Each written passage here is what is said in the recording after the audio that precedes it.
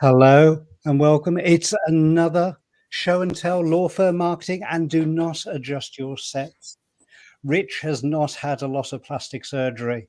He has this week. Unfortunately, he's unable to join us this week, but in his place, we have a fabulous guest. We have Keith Hardie joining us. Thank you, Keith. Always good to see you. You're in the library, I see today. This is my study. We actually had to chuck out about 1,000 books at the start of the pandemic because I couldn't get in. Oh no! This is the remainder of my collection. That is phenomenal. Wonderful. I don't know quite what to say about that. I might have to be speechless for a minute. I like there's some color coordination going noticed on that there as in the well. background. It's interesting, Yeah. yes. But before we I go don't into trust people who organise their books by colour, though. That is not what's happened. Okay. before we dive into the joys of color coordinating your books, your record collection, and all the rest, just a quick hello and welcome from everyone else joining us. We've got Simon and Cass joining us as ever. Cass, would you like to say hello and introduce yourself? Hi, I'm Kat Collier. I head up Flair Insight, and we're a marketing research consultancy focused on law firms. Thank you very much. That was short and sweet. And then the Digital 100, the man himself, Simon Marshall. Hello, Simon. Hi, I'm Simon Marshall from the Digital 100. Wow. I work for law firms. Oh, there was a little bit more there. For regular viewers, you will be amazed at how short that was. And finally, I'm David SAYCE, digital marketing across professional services and some other areas too. And then, of course, we have, as I say, our special guest, Keith. Would you like to introduce yourself too? Yeah, sure. So Keith Hardie, I have very recently joined MD Communications as a partner, but my background's 15 years in law firms, heading up marketing communication teams in law firms. Spent 15 years in big corporates before that, and I've also been involved in about half a dozen or so legal startups and in driving innovation within law firms. Innovation within law firms, that sounds absolutely fantastic. I remember, must have been about 10 years ago now, one of the last times I saw you in person doing a talk here in London. Absolutely fabulous. One that I haven't forgotten. Well, your memory must be failing you if you're describing it as absolutely fabulous. Hey, it was the legal sector 10 years ago, so anything around digital was probably fabulous at that point. So the reason I asked Keith on was just thinking about law firms over the last 10 years, as David says, that there's been a kind of a focus on innovation, and that has become more complex as, innovation teams have been put together, more products have been launched. I'm sure the FT Innovative Lawyers gets law firms going, right, okay, what do we need to do and what are we doing? And I thought it'd be great to get Keith on to understand how law firms are marketing their innovations, how they can improve that, and ultimately kind of who are the success stories that you've seen, Keith, and what you think they can do to improve. Cool. Okay. So which one would you want me to answer first? Where do you think, so at the moment, so there are a lot of firms that have invested in innovation. They have innovation teams now, the kind of top 50 law firms. Do you think they've become more sophisticated, or is there a certain area that you still think that they're failing? Well, I mean, to my mind, there's very, very few people who are doing business development within those innovation teams, and I think there's sort of an interesting area there. And I think there are probably what's generally happened in law firms is they've recognized the need to innovate, they've recognized the need to change, they've understood that legal tech's coming, and that there's all these technologies that can do a large amount of things that lawyers have traditionally tried to do. And can usually do it better. So they're applying process, they're applying technology, and they're applying data, and they're recognizing that creates a different sort of service. What they're generally doing is they're generally saying, all right, so there's this thing called innovation. So we'll have a group of people who are called the innovation function, and we'll market, we'll name it as innovation, like we'll call it I won't name all of them, but there's like hundreds of firms that have basically got a name that refers to innovation. It's a separate thing. It's done off at the side of the firm, and there are two issues with that. One is innovation isn't really what clients are looking for. They're looking for solutions to their problems. So if you brand it as innovation, the clients aren't sitting there thinking, my problem's this, what I need is innovation and that'll solve it. But what they might say, I can't find a solution, so law firms need to innovate and create a solution. But the branding isn't really innovation. The branding is in clients' minds is the problem I've got, and I want a solution that matches that problem. So there's a sort of branding issue there that happens within law firms. And the other thing that's difficult about that is what it's saying to the partners and to clients to some extent is that innovation's something different from what we're doing with the rest of the firm. So we've got the firm, and then we've got it, which is obviously traditional, stayed and doesn't change, and then we've got innovation, and that's this other group of people off to the side. So I think most firms are struggling with that kind of branding challenge. How do they avoid creating a kind of family of brands that's got 500 different brands within it, or do we just call it all innovation, and then that doesn't really work either? And so I think firms are really struggling with that kind of issue.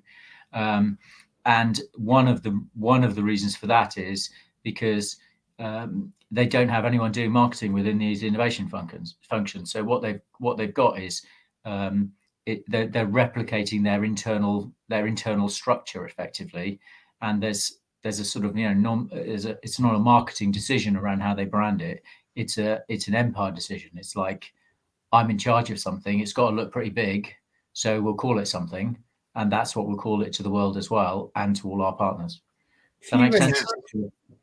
If you went out into the broad world, Keith, right? If you went in a B2C world, quite a lot of that innovation stuff that you might be doing that would be done by the traditional teams that would be doing it, so in product or whatever it might be, the client listening program, the sales team, those guys would actually be informing kind of what the need was, wouldn't they? Because they'd hear where the edge was for the use case, and then they'd bring it back in.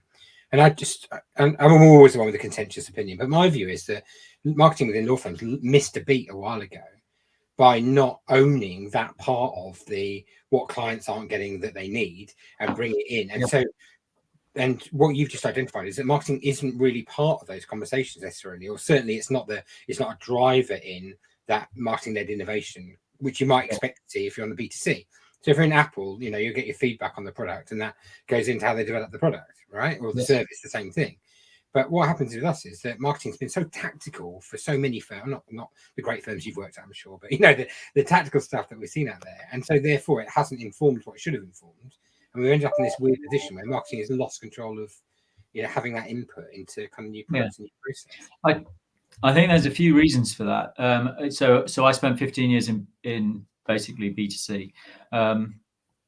And I think one of the key reasons for that is the issue about the connection with clients.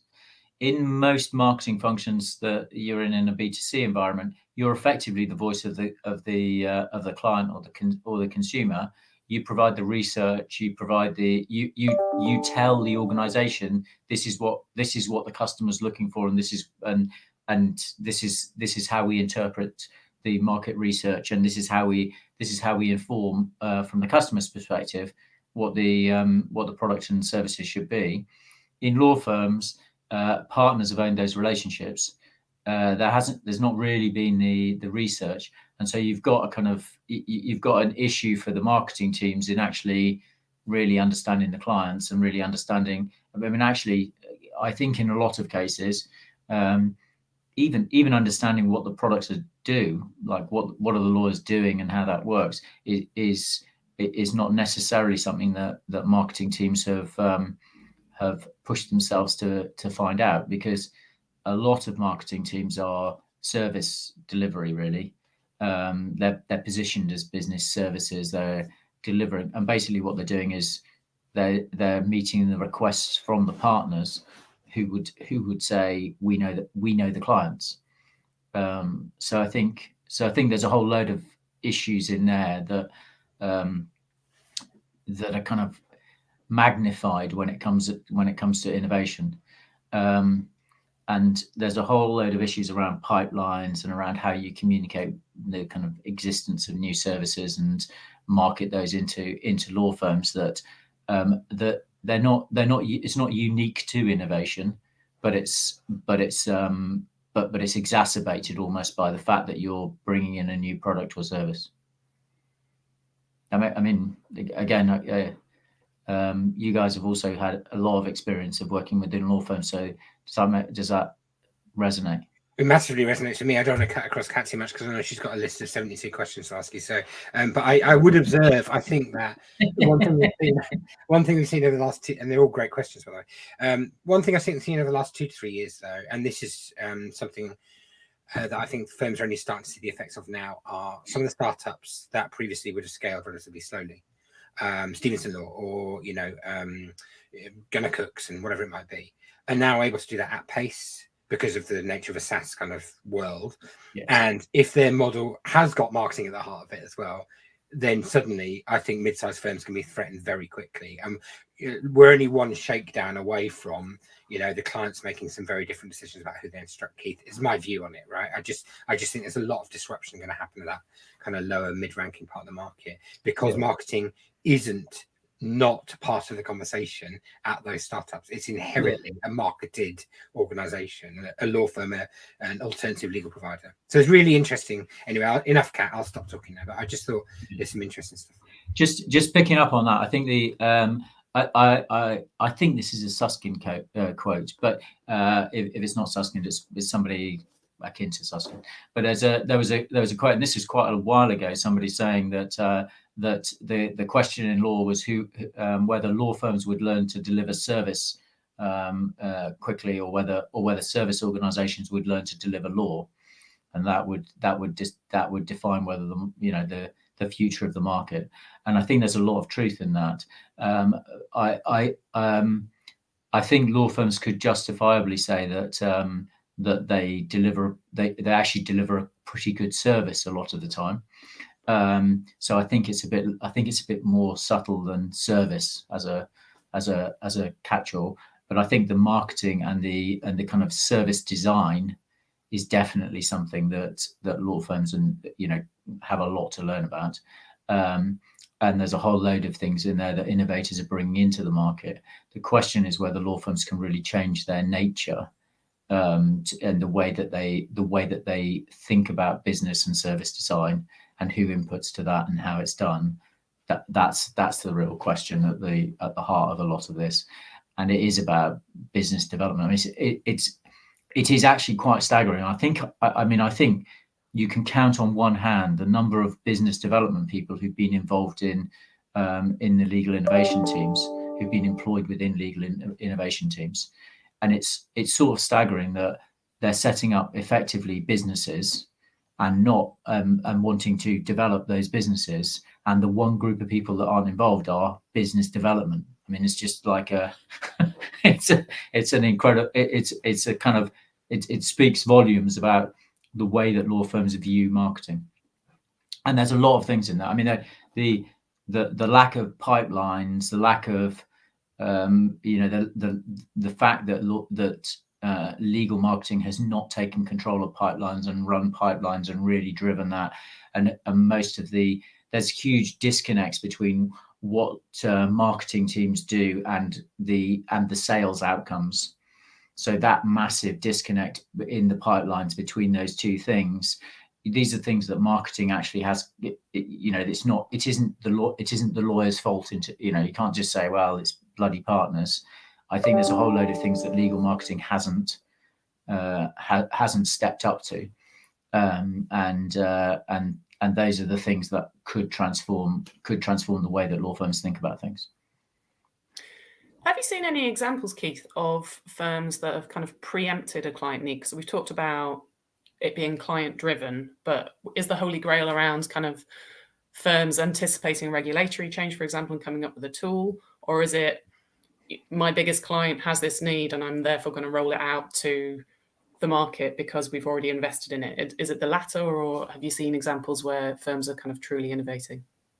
I mean, I think there are some. I think there's some really, really good examples actually. I mean, I can just your description there. I can name 3 or 4 organizations, like the legal startups I've been involved in, that I would say fit that description. So Lawyers on Demand was, that was an idea that was basically that you had these lawyers who didn't want to work in law firms, but there were clients that wanted basically asking for secondees all the time.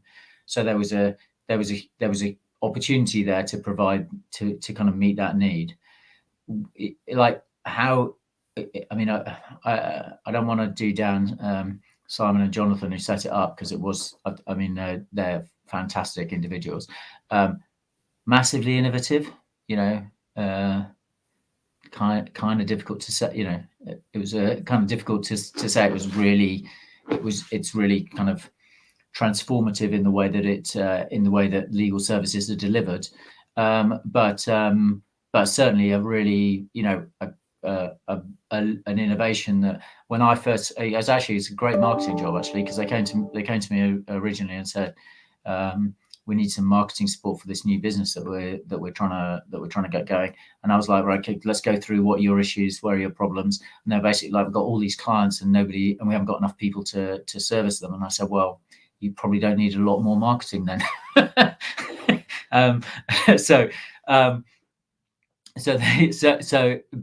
that's a great example.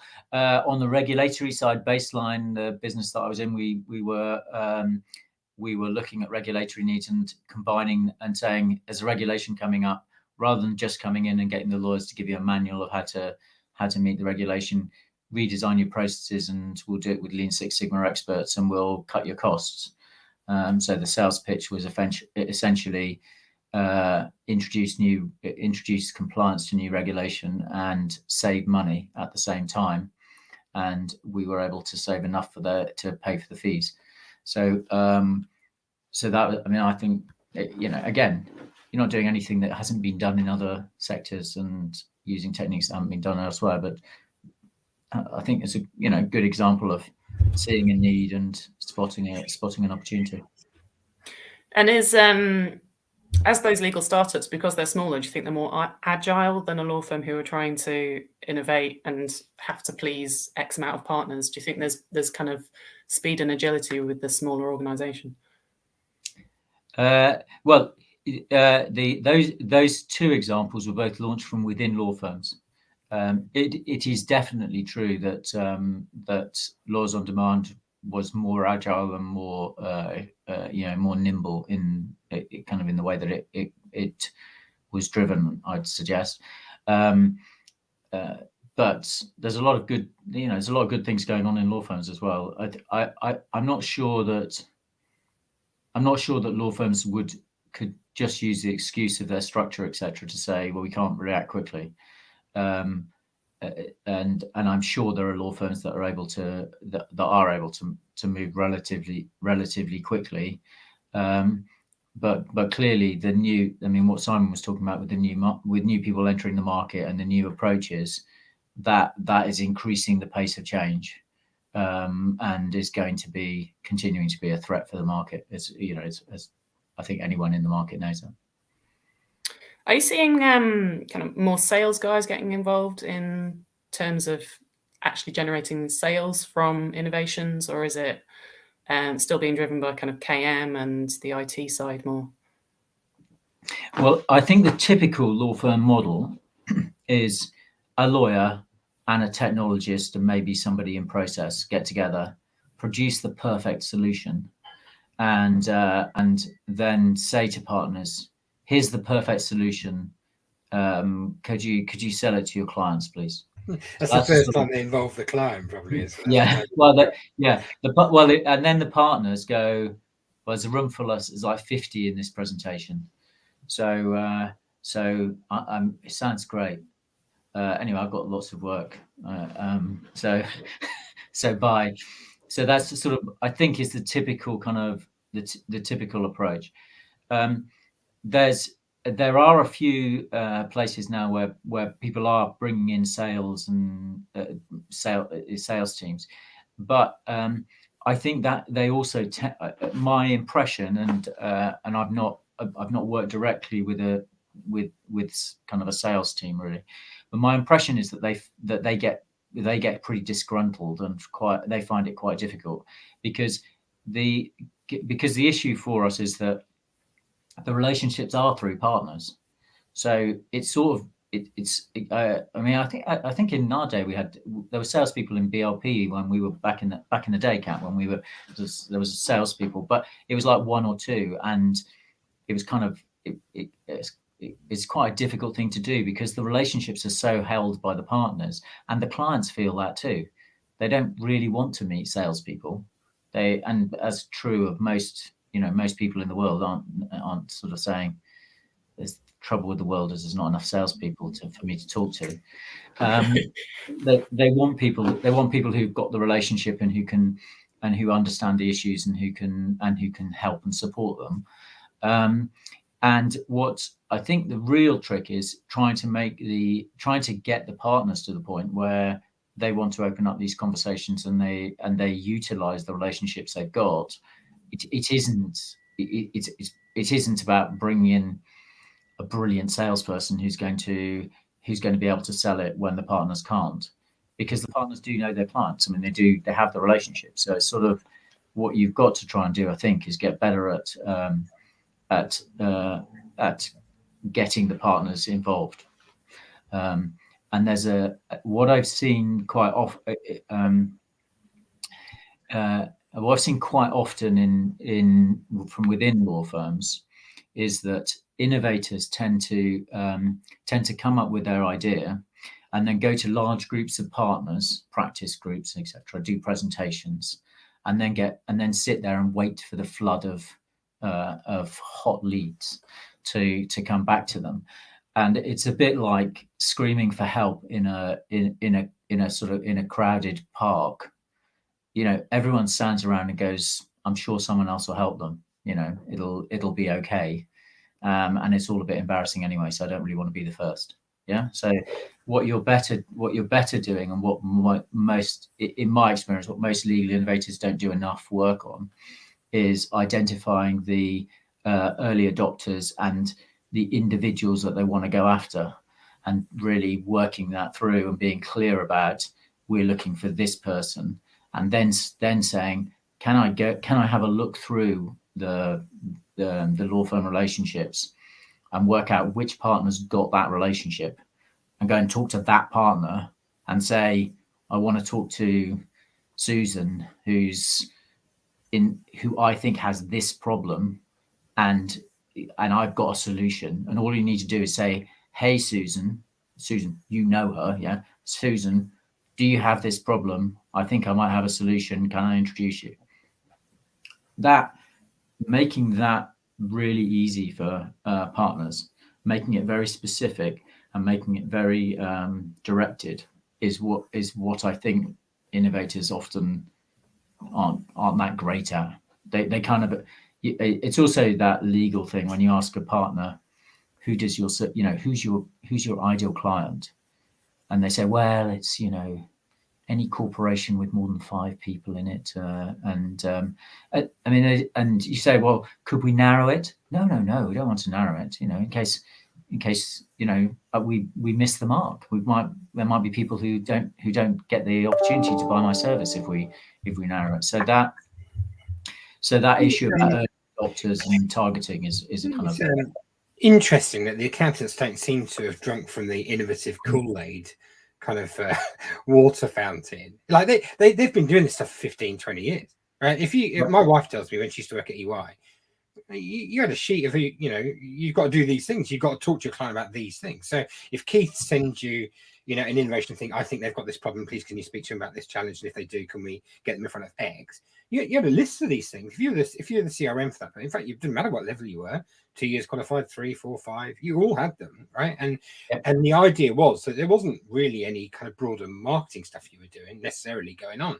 You were constantly selling, you know, in that kind of, but in a really account-based selling kind of way that you'd expect to happen. Just CRM. It's like, look, hey Keith, have you got this? Like you said, you've got this challenge, but you know, it wasn't asked. You know, it wasn't like, please could you? It wasn't a partnership saying politely, oh yeah. I think why haven't you done this thing that was on your list of tasks to do? You know, it's not like I mean, I think there are two things there which are sort of cultural within law firms. You know, one is that kind of telling the partners, like, this is your task for the day, is again, it's culturally is tricky within law firms. And I think the other thing that's trickier within law firms is that lawyers really don't like asking questions. They feel it's that unless what they feel is that they should give answers. That's sort of so. And it's actually a cultural difference between accountants and lawyers. Accountants kind of are trained to ask questions, like, you know, what are the numbers, and fill it in. Whereas lawyers are trained to say, here's the answer. I've sat on the fence completely, so I can't be wrong, but this is the answer. And so I think there are some cultural things there that make it more difficult within law firms. And also size does matter, in the sense that the more and more that you run like a corporate, and you run like, you know, you have that kind of management layer, the easier it is to have that kind of performance structure where the partners aren't quite as, it's not quite as, I own this business, so don't you tell me what to do.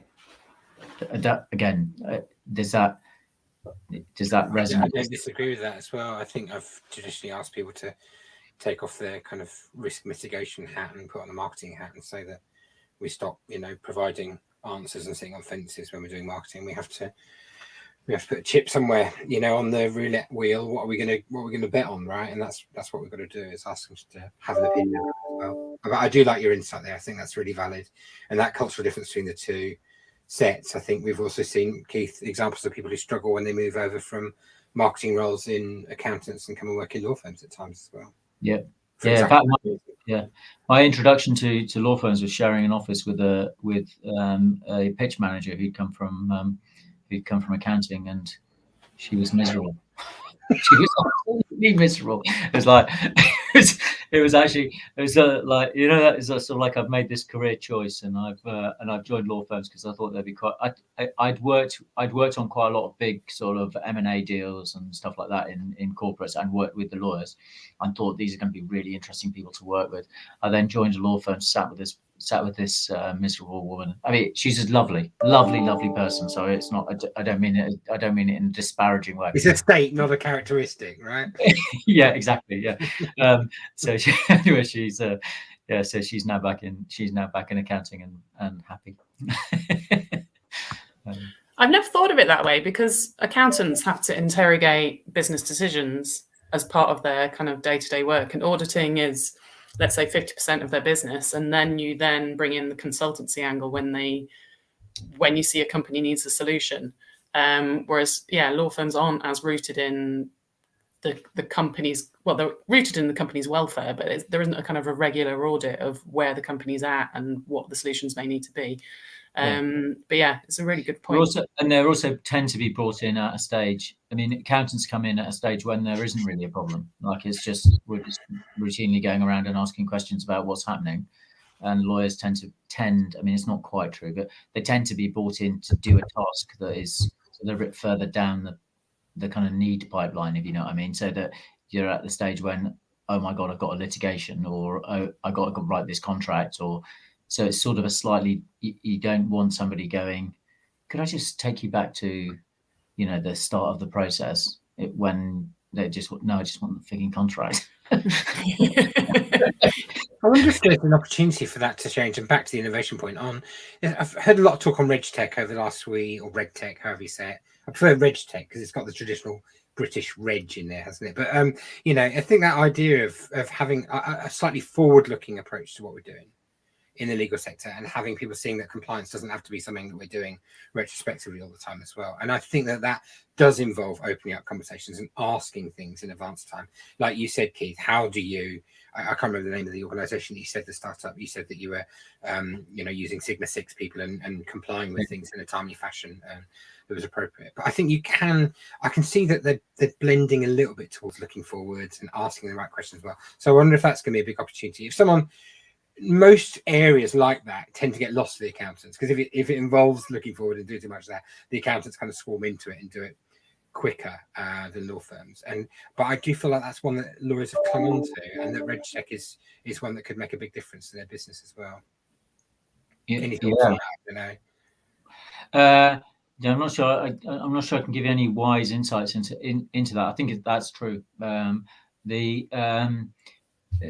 I think the thing that law firms have is an awful lot of legal expertise.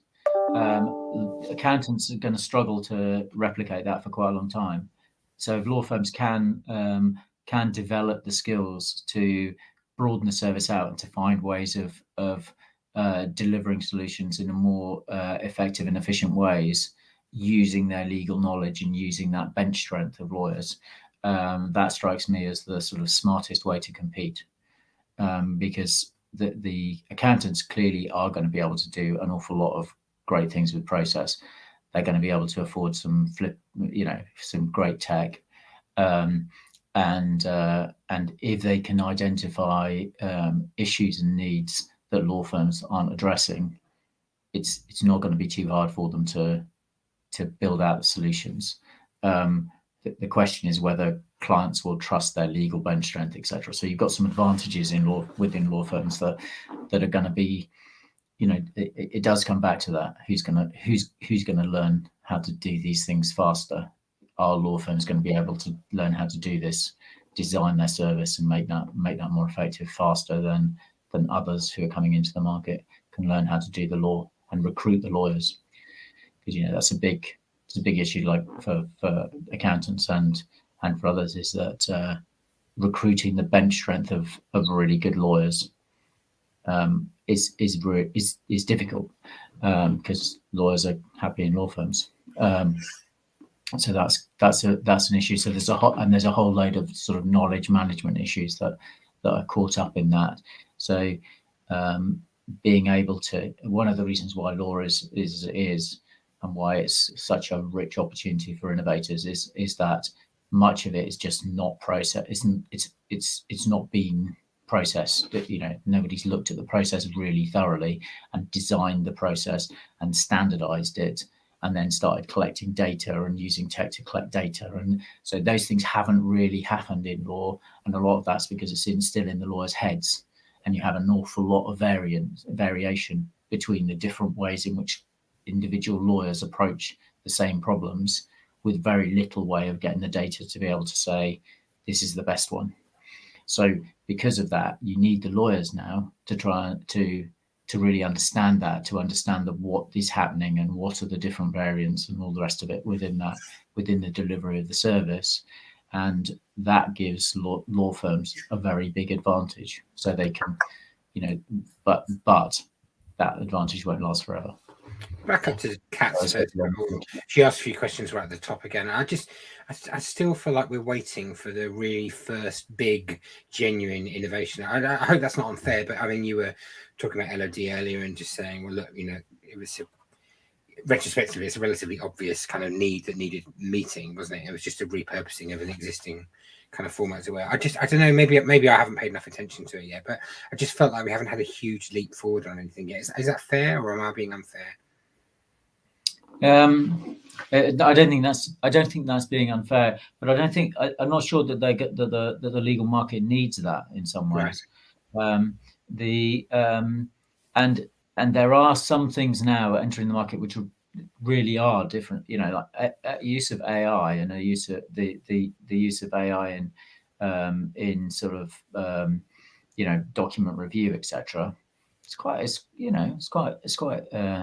not really DeepMind haven't applied themselves to 25 years of analysis of a gazillion contracts or anything. So it's not like it's that kind of AI, but it's but there's technologies coming in and being used now that will change substantially the way that law's delivered, in my mind. And you've got some good stuff with contracts as well. Contracts is so very amenable to technology. So using tech to look at contract terms and evaluate which contract terms are creating issues in negotiation, and how do we refine our contract terms and use playbooks to refine our contract terms to drive efficiencies within contracts, within contract delivery. That's definitely quite an innovative and with a big opportunity. Not that some of that technically is massively complicated, but the underlying process is quite complicated and quite variable and quite difficult to understand and get into, and to kind of transform into a technology solution. I think the other one that I'd highlight, I guess, is one that maybe not leap into everyone's minds as a huge innovation, but it's certainly changed the market. Is one NDA this year. I think just what Electra has achieved with that. I mean, you took a market that was just full of NDAs all over the place previously, and then there's just one NDA in town now. That's it. Yeah. Well, that's a very discrete example of the contract stuff that I'm talking about. Yeah. Is that you can effectively, they've standardized the contract. Yeah. And they've said this is the best one, and they've taken a lot of input, and they can refine it over time.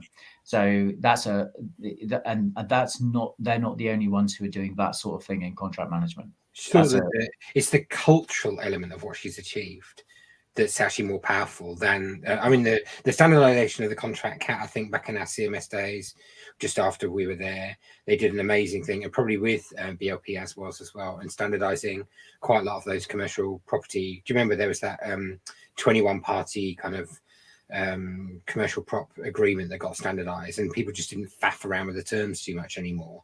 In fact, it must have been Keith, it must have been BLP that led on it, because there was so many of the retail, I think it was retail lets kind of that was done that way. And to see that happen culturally, right with what Electra's done, I think it's just been wonderful. In fact, that's quite inspiring, because it makes you realize there isn't anything off the table anymore. NDAs have had a bad old couple of years anyway, with everything that's gone on with Me Too and all that kind of stuff. So to see that come good and do the job, I don't know. I'd love to see something big like that next year. That culturally is going to lift the game and move us forward. Yeah, there are places where that sort of thing's happened previously. So financial services, there are standard contracts. There is the stuff and things like that. Yeah, there's central. There's stuff that's very like that. It's just was.